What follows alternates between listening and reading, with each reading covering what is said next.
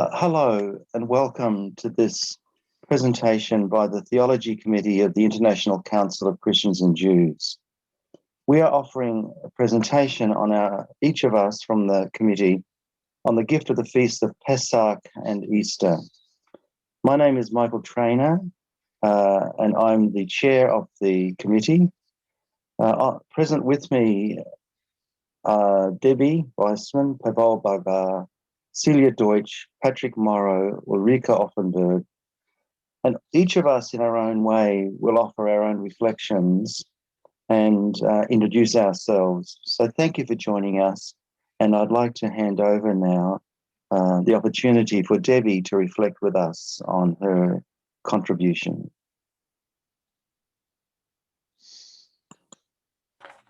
Thank you, Michael. My name is Debbie, and I live in Jerusalem.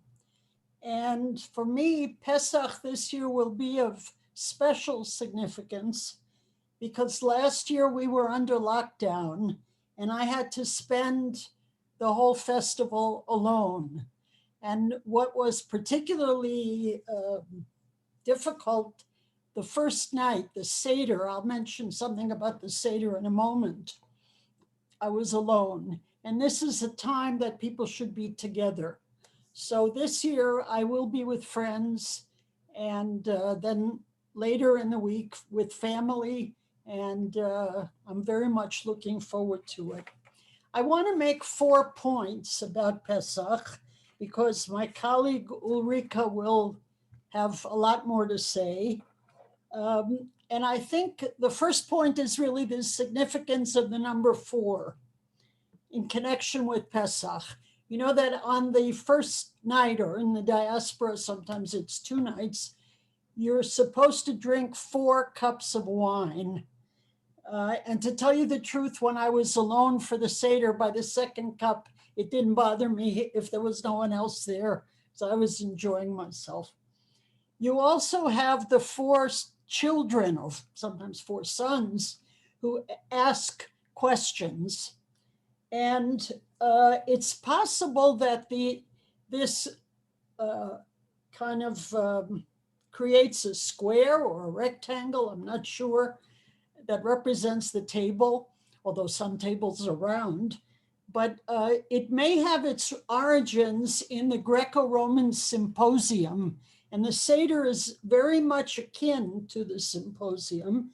But traditionally, the number 4 comes from 4 expressions of redemption from the book of Exodus, chapter 6, verse 6, where it's written, I am the Lord, and I will bring you out from the burdens of the Egyptians.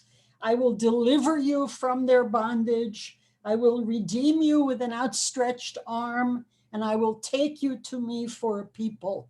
So it's bringing us out of Egypt, deliverance, redemption, and being God's people, the 4 elements or the 4 expressions of redemption. And that's really, I would say, the essence of what the festival is about. It's about the exodus from Egypt, the liberation from slavery, but also pointing in the direction of a spiritual commitment, which then becomes fully realized on the festival of Shavuot, Pentecost, 7 weeks after Pesach. The second point I want to make is that it is a festival of freedom. We call it the time of our freedom, but the central ceremony is called Seder. One of the meanings of Seder is order. And I think this is to teach us that freedom without some sense of order can be anarchy, chaos. I would say the freedom of someone's fist ends where someone else's nose begins. In other words, there have to be some limits as to what we can do to be totally free. And I think that's part of the message of this festival. The third point I want to make is about the name. And I appreciate the fact that we're calling it Pesach and not Passover. Passover is an English word, which would be fine for people who speak English. But Pesach is a name that Jews can use all over the world. And Pesach actually is similar to the word Passover because we think that it comes from the word for skipping. And you know that in the Psalms of Praise called Hallel, we talk about the mountains and the water. They're all skipping. They're all jumping. In a sense, they're all dancing in praise of God. But there's a midrash, kind of a rabbinic interpretation that says, what is Pesach? It's Pesach, a mouth that speaks. So the Seder is very much an oral occasion when we not only eat and drink, but we speak mostly by asking questions. And the idea of the Seder, the order of freedom, is to ask questions. And finally, the last point I want to make, and there's much to say, I think that Pesach is sort of quintessentially the celebration of a particular event in the development of the Jewish people, but it also has universal significance. So I think that this balance of the particular and the universal is an idea, a very important idea throughout Jewish theology. And I will end with a quote that's not necessarily related to Pesach, but it is related to this theme of the universal and the particular. Our great sage Hillel, who lived in the first century, probably around the time of Jesus, said, "If I am not for myself, then who will be for me? But if I am for myself alone, then what am I? And if not now, when?"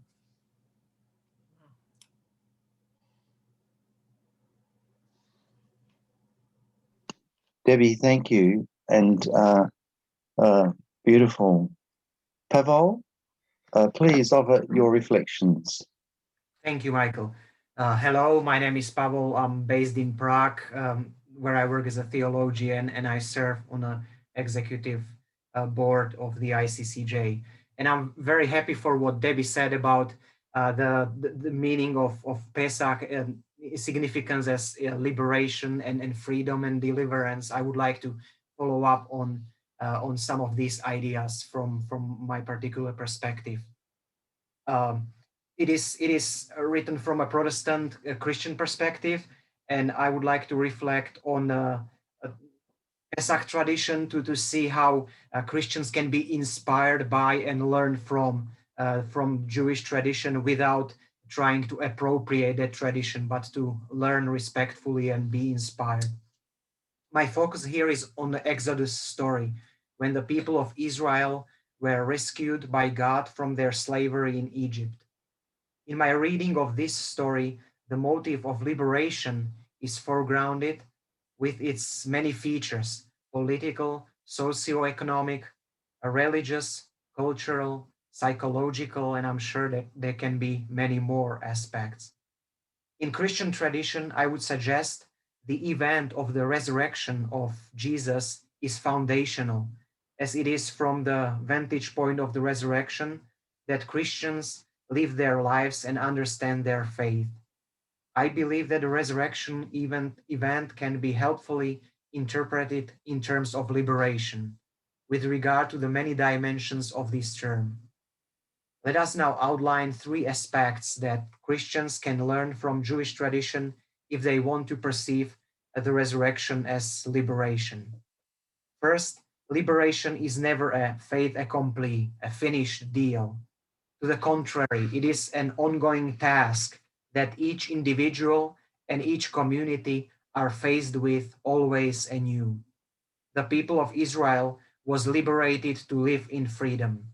However, freedom was not a given, but a duty to be pursued. Perhaps it might be appropriate to speak about being on a journey toward freedom. And it is important to add that this journey, as well as its anticipated goal, does not only involve freedom, but also other values, such as peace, justice, reconciliation, well-being, and others. For me as a Christian, it is inspiring to approach the Easter story in this manner, as a given opportunity and an ongoing task to accomplish the freedom I have been liberated to. Allow me a short detour now. Writing from a post-communist perspective, it has been a painful experience for many people in the Central and Eastern European region that free life did not turn out to be what they had expected. Rather than a task to be pursued in public life, freedom, meaning political freedom, was generally taken to be a panacea for all personal and social ills and a means to universal prosperity and well-being. Major disillusionment was to come soon, of course. The second aspect Christians can be inspired by when reading the Pesach story is its focus on concrete physical existence. The resurrection event can very easily become an excuse for withdrawal from earthly life. Using piety to legitimize one's position, the focus is shifted from the here and now to the hereafter. Contrary to this, liberation as an ongoing task emphasizes bodily existence and the issues related therewith, while not giving up on the idea that human life transcends death. Finally, Christian thinking on the resurrection event can be enriched by the notion of liberation as an interpersonal, communal reality. It was a people that was liberated from slavery through the Exodus. Similarly, it is worth noticing that in the gospel accounts, people do not encounter the resurrected Jesus on their own as individuals. These encounters always take place within a community, albeit perhaps a small one at times. Therefore, liberation is not something that occurs between myself and my Lord, so to speak, but involves humankind and even the whole creation. In lieu of a conclusion, I would like to relate this understanding of liberation as an ongoing task to the current COVID-19 pandemic situation. To think about the coronavirus as something that we can be liberated from for once and for all is likely going to lead to disappointment. The virus is probably here to stay, and humanity will need to learn how to live with it. It is an ongoing task. This realization might be liberating. However, it is not an excuse for resignation and egoism. In practice, it means that people are obliged to make life via COVID-19 as good, safe, and healthy for everyone as possible. As such, liberation should always go hand in hand with justice. This becomes embarrassingly evident when the issue of access to vaccination for people in the global south is brought up, for example. Furthermore, to pursue this ongoing task, we must never forget that we are in the same boat with our human and non-human others. Everyone matters. Together, we are on a journey toward freedom. Thank you. Pavol, thank you, and especially the way you've explored the connection to freedom and liberation coming out of the Jewish perspective as well. Thank you. Celia, welcome, and please share with us your reflections. Thank you, Michael. My name is Celia Deutsch, and I'm a sister of Our Lady of Zion, or Notre Dame de Sion, and I live in Brooklyn, New York. I'm also a research scholar at Barnard College at Columbia University. So I don't look forward to Holy Week. It's the great week of the church year, but I do not look forward to it. I look forward to Easter, but those preceding days, not so much. Each year I think, if only we could just get to Easter. Maybe I know too much history, but when I think of Palm Sunday, I think about a group of people coming in with throngs of other Jews from all over the Mediterranean world and beyond, with the Roman army stationed there in anticipation of Pesach, with its crowding and celebration and the possibility of insurgency. And Jesus and his followers in the midst of all that, caught up in all that. Jesus, the Galilean carpenter and popular teacher, whom it seems is being called Mashiach, Messiah by some, with all of the revolutionary connotations that carries. The teacher who should be keeping a low profile in the face of possible danger, not only for himself, but for his family and friends. The teacher who is driven by a call to preach the reign of heaven, the Malchut HaShamayim, and who therefore cannot keep a low profile. The sense of impending tragedy and of impending inevitability. And yes, as a Christian, I do believe that it is for us. But yet, each year I face these days knowing that, believing as I do, I must enter that reality, for that is what it is to remember. To remember is to make present. To remember the last days of Jesus's life, betrayal and abandonment by friends, death by crucifixion, is to make present and enter myself into the horror that was a result of faithfulness of one whom we Christians call, the Word made flesh, the carpenter and teacher from a Galilean village. It is also, if I truly believe the things I say I believe about those long ago events, remembered each year, it is to enter into the reality of the suffering, my own and the suffering of all those around me, to face my own sin and that of the systemic evil in which all of us participate, all those millions sick and dying with COVID, all those caught in never-ending anxiety because they have no legal documents, the ravaging of our planet, the poor, the more than 60 million refugees living in a constant state of dispossession. To enter into Holy Week means to enter a week that for centuries was a week not only of remembering the gift of redemption, but a week of fear and violence and death for Jews. For Christians have not always and do not yet always remember those long ago events in holy ways. In the distortion of our story, we ourselves become a source of death. All of that and more is part of the reality represented by the week that we Christians call holy. It means that each of us examine the ways in which we are bearers of death and suffering for others and for our planet, and that we undergo conversion. Tshuva. The emotional tone of Holy Week ranges from exaltation on Palm Sunday to grief on Good Friday, and then back again on Easter to exaltation. Holy Thursday commemorates the meal that is often called the Last Supper. It may or may not have been a Passover meal, but it certainly did take place during Passover season, a time of excitement and happiness for Jesus and his friends and families, the time of pilgrimage, a time to remember and to celebrate the people's liberation from slavery under Pharaoh, even while they were living under the Caesar with the Roman army in their holy city.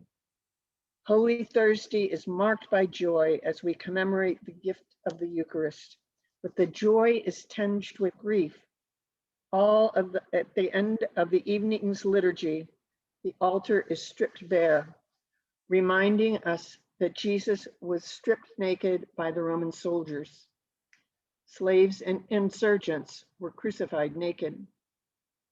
Often people remain in prayer until midnight or later. They watch with Jesus as the disciples were asked to do so in the Garden of Gethsemane. I'm speaking, of course, as a Roman Catholic with all of the ritual that we as Catholics participate in. Central to our Good Friday service is a participatory reading of the Passion and Death narrative of John. It is followed by a brief homily. Roman Catholic preachers in many countries are asked to remind people that the death of Jesus was an act of love, and that the responsibility for the crucifixion does not fall on all Jews during his lifetime or of any time since. This is followed by the veneration of the cross and a brief communion service. People leave subdued, but the crescendo of Holy Week does not end with abandonment, the gruesome death, and the burial. There's a quiet of Holy Saturday, a time of waiting and of drawing breath after the physical and emotional demands of the preceding days. And then finally, the Easter Vigil, which takes place between sundown Saturday and sunrise on Sunday. For me, it is a time of wonder, beginning in a completely darkened church where my fellow parishioners, my fellow congregants are murmuring with excitement, holding small candles. And I too am murmuring to my neighbors in excitement, holding my small candle unlit. The service begins either outdoors or at the church entrance with the blessing, again, in total darkness, with the blessing of the new fire and the Paschal candle. The candle is carried in procession with the singing of Lumen Christi, light of Christ. As the candle is carried forward, people light their candles from the Paschal candle and share it with their neighbors. We share the light of Christ with one another. By the time the procession reaches the front, the whole church is awash in light. It is Easter. There are 9 scripture readings, beginning with the first chapter of Genesis, including the Akedah, the sacrifice or the willingness to sacrifice Isaac, Exodus chapters 14 and 15, the crossing of the Red Sea and the song at the sea. The readings move through the prophets, reminding us of our need for redemption and the promise of something new. There is a gospel reading of the resurrection, and adult baptisms take place in the vigil after the readings. In our church, baptism by immersion. Resurrection is a belief that originates among Jews suffering persecution under Antiochus Epiphanes in the years 167 to 164 BCE. It develops into an understanding about the kingdom of God, the reign of God, not only as a spiritual heaven, but as a transformation of the created order and of human society. Easter means that somehow that transformation has begun. It is hope when we most need it, especially now, in this time of COVID, in this time of social global upheaval, unspeakable suffering and displacement. The last word, Easter tells me, is not death, but life. The God of Abraham, Moses, and Jesus is faithful. Celia, thank you. And thank you too for the way you've presented the rhythm of our Roman Catholic celebration or remembrance. Thank you so much. Thank Patrick, you. please offer us your reflections on this time. Thank you. My name is Patrick Morrow, and I am a priest in the Church of England, and I am part of a multi-faith chaplaincy in a prison in England. And I'm especially happy to follow on after Celia, for where Celia has given you the overview of the liturgy of Holy Week and Easter in the principal Western tradition, the Roman Catholic tradition. What I intend to do is just to drill down into one aspect of that. To be a Jew in Christendom in Holy Week has historically been dangerous, a point we need not rehearse again here. While the Church has never formally taught that the Jews killed Christ, that has unquestionably been a message which believers have absorbed, both from certain details and from the overall structure of the traditional Holy Week liturgy. While there is, as we've heard, a range of issues, I say that the hard case has always been clear. In the West, the principal reading on Good Friday has been, and invariably is, the account of Jesus' death according to the Gospel of John, the Passion according to John. The hard case, not only for Catholics, because it is, of course, the Christian Bible speaking. It is, in fact, the whole of John chapters 18 and 19. And it's scarcely controversial to say that there is a problem with the Passion according to John, in the way it describes the killing of Jesus as being instigated overwhelmingly by one party, and that party is the Jews. Not certain Jewish leaders in alliance, in collaboration with the Romans, but the Jews, without explicit qualification. Now, this in itself does not prove that John's gospel is anti-Semitic. It's perfectly true to say that there is a translation difficulty, which is there whether one has Jewish-Christian reconciliation in mind or not. And that is that in the original Greek of John, the words for the Jews and the words for the Judeans are identical, hoi Judaioi. Now, Jesus and at least most of his disciples are known as Galileans who visit Jerusalem at the heart of Judea for the pilgrim festivals. So that some Judeans take issue with him and them is perfectly plausible, and that's something a translation might fairly draw out. There is more. It is obvious in context and in history that the particular Judeans in question were not simply people who happened to live around Jerusalem. They were the Judean leadership, the hierarchy, the powers that be. So a geographical marker actually stands for a class, a power grouping. There's nothing unusual in this. If we today say London has fallen out with Washington or whatsoever, we are not imagining groups of city dwellers. We are imagining the movers and shakers whose power base is in these places. And this may very well be what John has in mind when he speaks of hoi Judaioi. This is, in any event, my own conviction. And for the last 5 or 6 years, in the parish where I've had a share of responsibility, we did tweak or amend the translation of the Passion for Good Friday, where our set text, the New Revised Standard Version, had the Jews, or variation on that. On 13 occasions, we read differently, and that's 13 out of 22 occurrences. Sometimes we simply replaced the Jews with the vaguer they, the context being clear. Sometimes we went with Judean, the Judean police, for example.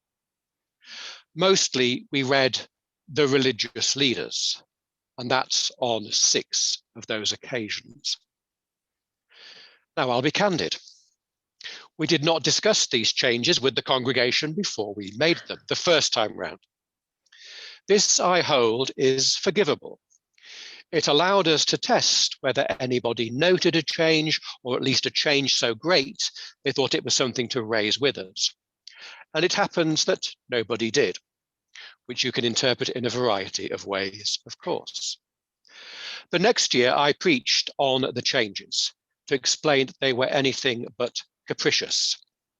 And I may flatter myself, but I think I'd say that the tweaks became a settled part of the way we marked Holy Week. And certainly for me, it made my task in performing the solemn proclamation of the Passion easier, less painful, causing less inner interpretive contortion, granting more focus on the pity of the one who in John's eyes is both unjustly and providentially crucified. It enriched my Good Friday. So I'll defend this particular divergent translation. Indeed, I dare to commend it to Christians here. But as those years have gone on, I've become aware that it doesn't come cost-free. I see a cost.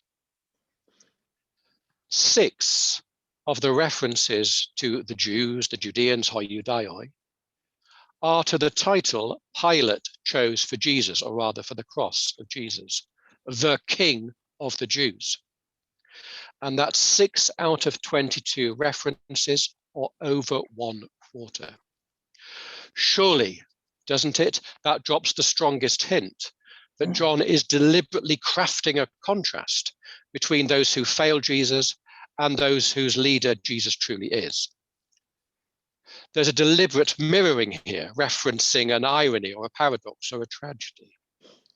And yet, how do we deal with that in translation?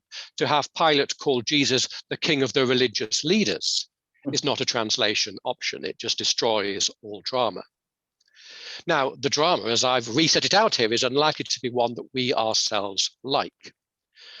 But remember, it may at least be that John is here emphasizing the Jewish role in the standard Jewish way, because John simply assumes that it's more important. It matters more to God what Jews are doing. And if so, then John isn't, in that sense, responsible for the truly ugly Nachleben of this text. Well, is there anything that can be done? What can be done? The short answer is, of course, it's the long task of teaching on all of these matters. But we must hear the passion even while that teaching is underway. And so I now fly a kite for a more radical option. How would it be if we go with a reading of the Passion of John where the references to the Jews are largely replaced by the Christians or the church? Now we have a story of Christians conspiring to get their founder killed. The church, by negligence or design, so moves as to kill the king of the church. Of course, this is hopefully anachronistic and so inaccurate at the level of semantics. But might it not work according to the pragmatics of the text, bringing out the dynamic which the writer wanted at heart to convey? I wonder if it's worth testing. Patrick, thank you. It's what you've raised, of course, is the issue that those of us who do have with the gospel on Good Friday. How do we deal with the Jews? Thank you, and thank you for those suggestions. Ulrike, welcome, and thank you for being with us. And would you like to offer your reflections now? Thank you. We'll have to unmute, though. Unmute your... Thank you. Thank you, Ulrike. My name is Ulrike Offenberg. I'm a rabbi based in Berlin and working in the congregation in Hamden and in other contexts as well, educational contexts. And I take Patrick's word of teaching as a hook for my words. Debbie spoke about the significance of the number 4 in Pesach. And I'd like to add another common one, that Pesach usually is named by 4 names. Of course, Chag HaMatzot, the festival of the unleavened bread, according to the most obvious commandment that we have during Pesach. It's called Chag HaCherut, the festival of freedom, clear. It's called Chag HaAviv, because it takes place in the first month of the spring. And it's called Chag HaPesach, for the Passover, the angel of death skipped the houses of the Israelites. But all of them don't really cover a meaning of Pesach, which is very important to me. Actually, Pesach is a festival of education. 3 times we hear in Exodus 12 and 13 about teach your children, tell your children what's going on, what's happening, and what the meaning of this is. And even in a time they get this commandment while the Exodus hasn't taken place yet. They sit in their houses, in their families, behind closed doors, and are supposed to tell about the liberation that they haven't experienced yet. And although, of course, the main actor of the liberation of the Exodus is God, of course, this situation teaches us that what has to come before is a mental liberation. This is what what Israel celebrated in their first Pesach night, the mental liberation, the hope that something else is going to come. And Pesach is the festival of the birth of the Jewish nation. And the most amazing thing is that this national holiday isn't celebrated by parades and big flags and official acts. It is celebrated in the families, really in the core of the society. And the core commandment of the Seder Eve, but of all of Pesach, is you shall tell your children what liberation is, what freedom is.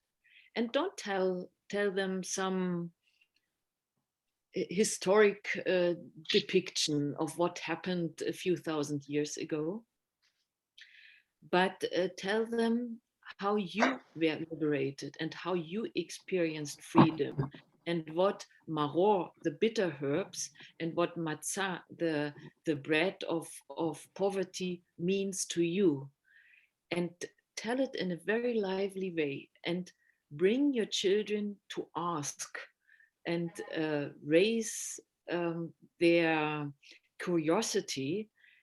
And all of Seder Eve is actually meant for the children, and the entire liturgy of the Seder Eve starts actually with the questions of the children, and all strange symbols and food and all this that we do during the Seder Eve is meant to bring children to question. And how do they learn about the national history? They learn it about through learning about family history, because their parents and grandparents and friends of the families tell them what Pesach means for them. And to know where we come from personally in our family history, and how our family history is embedded in larger contexts, this way we learn who we are actually, and what is influential in our lives, even beyond our own reach. And also, when we know where we come from, we can say something about where are we supposed to go to? What is our destination in that life? This higadeta levincha, you shall teach your children, is, I think, what has kept the Jewish nation alive through so many generations since. Also to know that we are not just individuals, and we are not single beings in a world of other single beings. We learn about freedom and about liberation, and we know freedom is not something that one can practice individually. Freedom is a collective gift or achievement, because freedom has to be achieved all the time in you. And this is also part of our Corona year. Here we in Europe will have our second Seder, only in our small families, not in the congregations and in bigger get-togethers.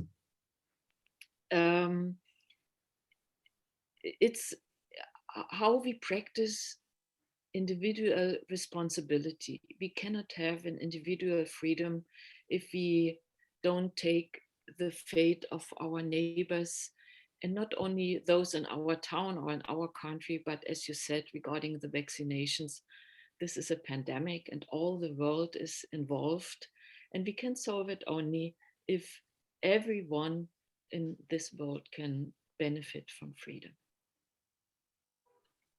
Thank you, particularly for exploring the communal dimension of freedom. And I think the beauty of placing the experience of Pesach within the family context as a way of celebrating is so important. So thank you.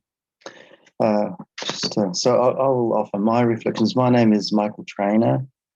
I'm a member of the International Council of Christians and Jews. I'm a board member and privileged to be a member of the Theology Committee as well. I'm a Roman Catholic priest. I teach at the Australian Catholic University. I'm from Australia, and I'm speaking from Adelaide, which is in the southern part of Australia. And my reflections will marry very much with what has been said both by Pavol and certainly reflects on the meaning of what is liberation, what is freedom. The angle I'm going to be zeroing in on is an ecological reflection, and it's coming really out of my sense of what is the major aspect of Christian understanding and conviction. It's coming to reflect on Jesus' death, and it's a reflection out of what does that mean for us as from a Christian perspective? What does it mean for our planet? What does it mean for our earth? And I'm reflecting on this, and as many of us today have done this, as we've reflected on Pesach and Easter, the ecological consequences, particularly in the light of COVID. And my sense, my conviction, my reflection is, what does the death of Jesus mean ecologically? For many Christians, it's a private experience. Jesus died for me, for my sins, or however it's often expressed. But I want to offer a way of moving the private and individual to a much more deeper recognition that this is not just a private experience. And I think, Ulrike, your expression about the celebration of Passover, you said that freedom is, what is freedom? Freedom is a collective gift. It's a collective of us as human beings. I'm also suggesting it's a collective of us as people who are ecologically connected to the natural earth. And I want to come to an expression, a way of understanding this through the great theologian, Catholic theologian called Karl Rahner. And Rahner, who is responsible for a lot of thinking in the mid-20th century, particularly moved many of us to think in a different dimension, writes about Jesus' death. And he says, in Jesus' death, the Lord descended into the lowest and deepest regions of what is visible. It is no longer a place of impermanence and death, because there he now is. By his death, he has become the heart of this earthly world. God's heart in the center of the world, where the world, even before its own unfolding in space and time, taps into God's power and might. So what Rahner is saying, Rahner, one of the great theologians influencing even the bishops in there when they gathered for the Second Vatican Council in the 1960s. He was a consultant to the bishops, is saying that through Jesus' death and through the burial of death of Jesus, enters into the earth, so that his death is connected bodily to all that is and all that is present. It's therefore earth-related. And that becomes important for us, important for me as a Christian, to recognize that this burial of Jesus is this symbol of this connection to earth. And then a colleague of mine, Dennis Edwards, who's written, a colleague who died quite suddenly a couple of years ago, a colleague who had his office next door to mine, reflected on Rana. And Dennis writes that Jesus is risen in his body. That means he has begun to transfigure this world unto himself. He has accepted the world forever. He has been born anew as the child of this earth, but of an earth that is transfigured, freed, unlimited, an earth that in him will last forever and is delivered from death and impermanence for good. I just love the way that both Rana and Dennis Edwards have deepened another way for us as Christians to move to this recognition that what we are commemorating or celebrating, or to use Celia's words, entering into in this time, is not simply a spirituality or a private devotion, and certainly Celia wasn't saying that either, but we are actually entering into this conviction that the earth has been touched by God's hand through the death and the resurrection of Jesus. So this focus to me really expresses something about the meaning of, to come back to a key word that's been coming through our conversation today, liberation. It's liberation for the earth. And to pick up some of Pavol's reflections, it's foundational, says Pavol, it's foundational for our well-being. It's a bodily experience. It's a bodily engagement. We are not detached from what is happening.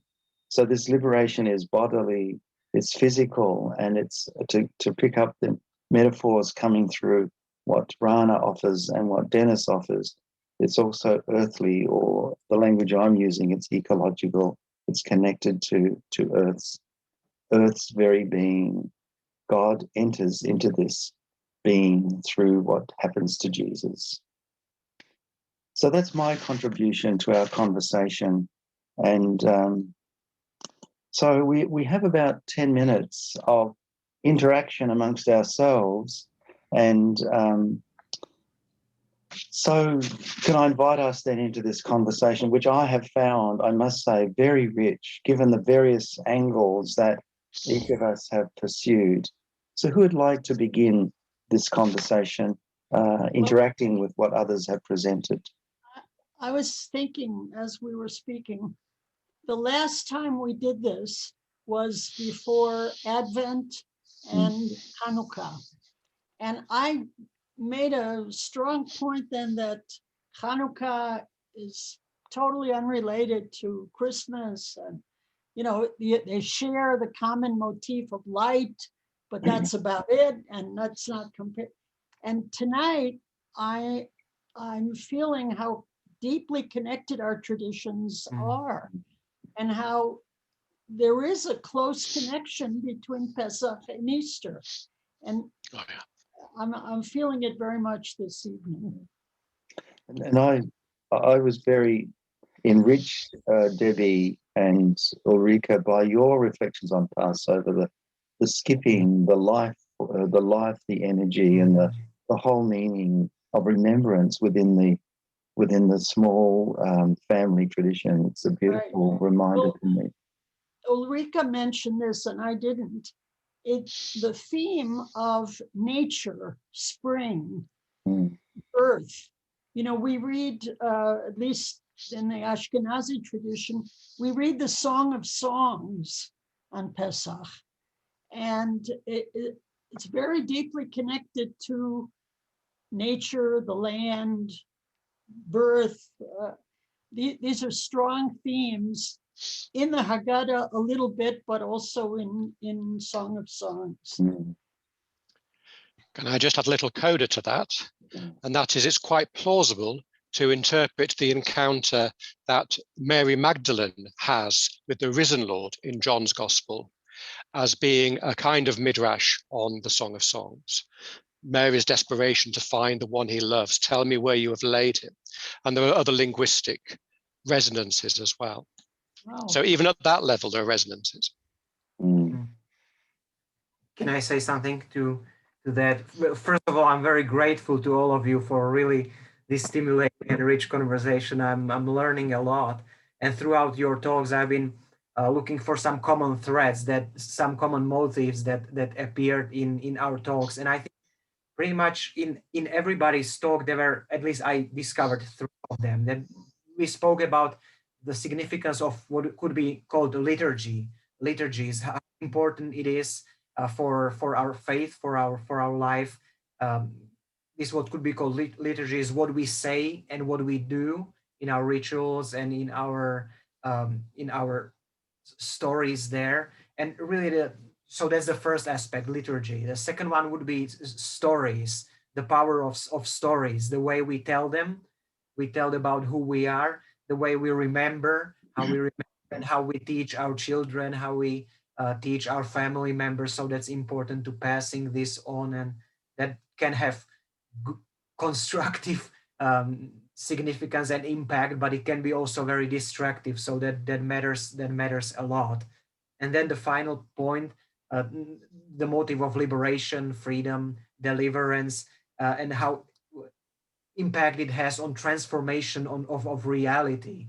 And then again, this aspect of human siblinghood, the commonalities that are between humans, that universalism that appears there very often, and then also broadening it to the whole of creation, the ecological dimension. So that was very helpful for me. Pavol, thank you. That's a beautiful. That's a very good summary, actually, of what we've tried to do. It's beautiful. Thank you. Ulrike, do you have any reflections of what you've been hearing from? You're muted. You have to unmute. Yeah. No, as Pavol said, the common strand in all our traditions is that you can convincingly talk about liberation only when you experienced liberation. And that might be an issue on several levels. It can be a liberation that one experienced on the political, societal sphere. For me personally, it's the fall of the Berlin Wall. It can be a liberation in faith. That's a little bit what Michael talked about with his quotes. But the main thing is that we can see or imagine ourselves what slavery is and how to get out of it, and to build a community around this experience of liberation. It's lovely. Celia, what are your reflections on our conversation? Well, when Ulrike said something about teaching our children the story, it makes Jews Jews. And in a sense. And one of the things I think that liturgy does, and I mean just transculturally, and that means religious culturally also, is it makes our community, it creates the communities. It comes out of our communities and it creates those our communities. And it also, it isn't just something we sit around and say. I mean, we do sit around and say things, but we do things with our bodies. Like there are ritual foods, there are ritual garments, there are ritual things. And among Christianity, that level of thingness varies from one denomination to another. I belong to a denomination where there are lots, what one of my colleagues called stuff. He said that when Catholics, for example, started coming to Union Theological Seminary, which is a Protestant theological faculty here in New York, he said he noticed a big change. And I thought, oh God, please. So I said, what was the change? And he said, there's a lot more stuff in the chapel.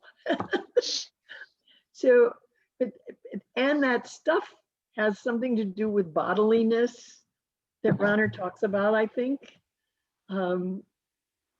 We're not just spiritual beings, and the stuff has to do with our collectiveness. So that's what I was thinking about. Celia, thank you. Just one reflection I had comes out of, Patrick, your presentation on the Jews in John's Gospel. Last night I was on a Zoom conversation between New Zealand and Australia councils of Christians and Jews on this very topic. How do we actually, what's behind it and so on. It was a very rich conversation, but it does raise the issue for us as Christians. How do we work in a culture that is so digitally focused that we've lost historical consciousness and understanding of history, and we've also lost a sense of symbolism. We've become a more literal and illiterate society, and which of course has given rise to fundamentalism and all kinds of issues. So I think the translation problem underneath that is a bigger, wider issue. Patrick, do you have any reflections on that? No, only that as people were speaking, I was thinking that another thing that Jews and Christians have in common is wordplay, precisely at this time of year. So there's Pesach as a skipping, and Pesach, a mouth speaking.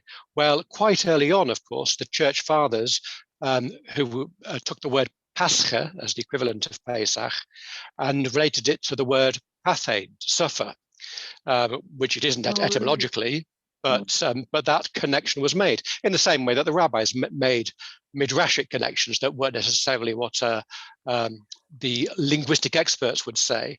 But of course, that immediately brings us back to the difficult thing that, of course, the suffering they were talking about was the suffering of Christ, who early on from Melita in the 2nd century was being attributed to the Jews, to all Jews everywhere. And in the first place, I think Christians have to be really strict with ourselves and look each other in the eye and say, it doesn't matter to me if you were consciously thinking that the Jews killed Christ. This is part of our tradition. And I use the word tradition advisedly. It's so central to what we've put across over the centuries that we have to somehow take ownership of it if we are to move on at all. It comes out again and again, of course, in the passions, as in musical passions, Bach's Passion, and so on. So it's not something that's marginal to anyone who engages with the culture of Holy Week. Patrick, thank you. I'm just aware we are coming towards the end of our time. Does anyone else like to offer any final reflections before we finish our recording and offer this to the International Council and to those who might be looking for it?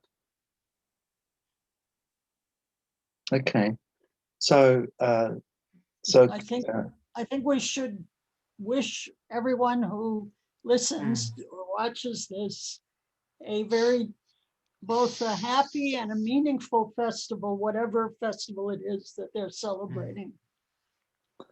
Yes, thank you, Debbie. That's very, very important, of course.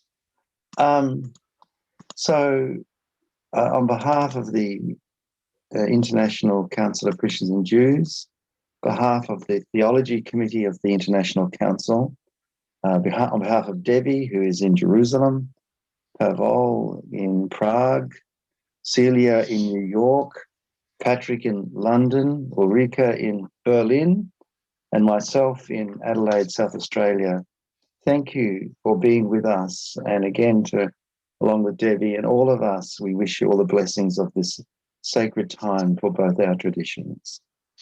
Thank you for joining us.